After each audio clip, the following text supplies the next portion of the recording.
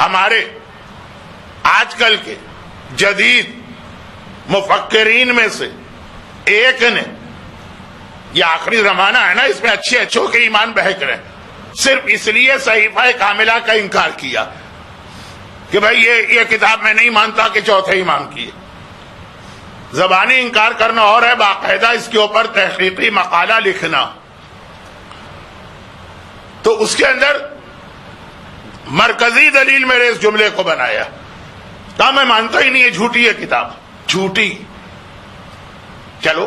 اگر وہ اس طرح کہتے کہ اس کی سندیں ثابت نہیں ہے، کس نے سنا، کون راوی ہے، کیسے پتہ چلے، تو چلے پھر بھی کچھ سمجھ میں بات آتی۔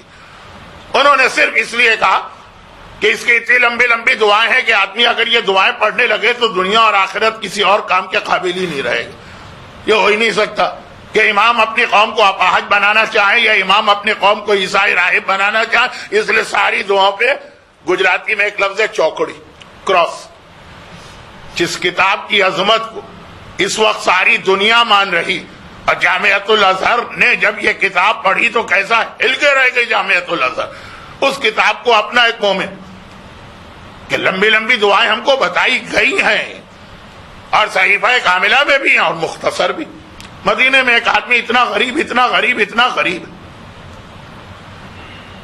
کہ وہ روزانہ رات کے اندھیرے میں اپنے گھر سے باہر نکلتا، اور اس محلے والوں نے، گلی والوں نے جہاں پہ کچرا پھینکا ہوتا، تو پاکستان وغیرہ میں، انڈیا میں یہ مناظر نظر آتے ہیں، وہ رات کے اندھیرے میں وہاں جاتا، ایک بہرحال ایمبیرسمنٹ یا شرمندگی بھی محسوس کر رہا اس لیے رات کے اندھیرے میں، اور یہ کہ کسی نے بچا ہوا کھانا، کسی نے سڑا ہوا کھانا،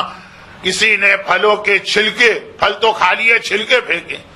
وہ چن کے لے کے آتا، اور اس کے باوجود خانوادہ اس کا بڑا ہے، اولاد زیادہ، والدین بھی ہیں، پھر بھی ہر وقت اس کے گھر میں فاقے ہی فاقے رہتے ہیں۔ ایک واقعہ تو بہت پڑھا جاتا ہے کہ ایک صاحب حج پر جا رہے تھے، راستے میں ایک سیدانی کو دیکھا جو مری ہوئی مرغی کچرے سے اٹھا کے کھا رہی، اور اس کو مسئلہ شرعی یاد دلایا، تو اس نے کہا کہ اس وقت میری وہ کیفیت ہے کہ حرام حلال ہو گیا، اس انداز کا پیغمبر کے زمانے کا واقعہ۔ لیکن یہ مصیبت و پریشانی اپنی جگہ، امید اس نے نہیں چھوڑی، بار بار رسول کے پاس جا کے کہتا، جیسے ہر دفعہ کوئی بھی عالم، کوئی بھی خطیب، کوئی بھی ذاکر یا ہم جیسا طالب علم کسی بھی علاقے میں جائیں تو لوگوں کے مسئلے وہی ہوتے ہیں کہ مولانا یہ روزی کا اور صحت کا، پچھلی دفعہ بھی آپ آئے تھے اور دعا بتائی تھی اور کوئی فائدہ نہیں ہوا، آپ کوئی اور دعا بتائیے۔ تو پیغمبر کے پاس بار بار جاتا، اور پیغمبر فرماتے ہیں کہ اچھا ٹھہر جاؤ۔ دیکھتے ہی دیکھتے اس کی حالات پلٹے،